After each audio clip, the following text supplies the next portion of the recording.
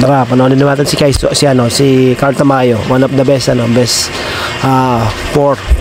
na player. Itong taon to, physical to, ang ganda ng parameter to.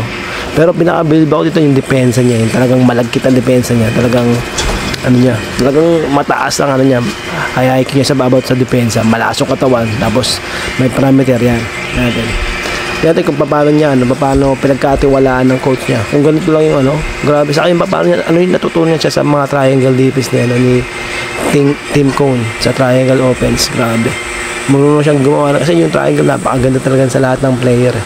Ako din sa mga nakinabang din sa triangle kasi ang triangle kasi more in pag di nakatingin yung kalaban, doon ka papasok o doon ka atake, gano'n, doon ka kukuha ng pick, marami kung doon ka kukuha ng cut.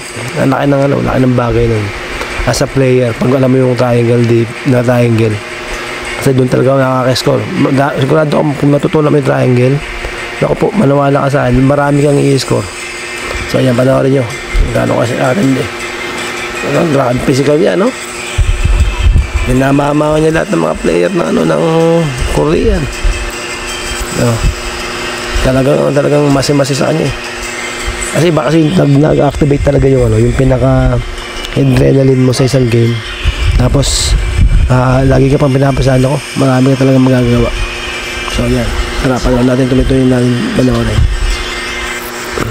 Grabe.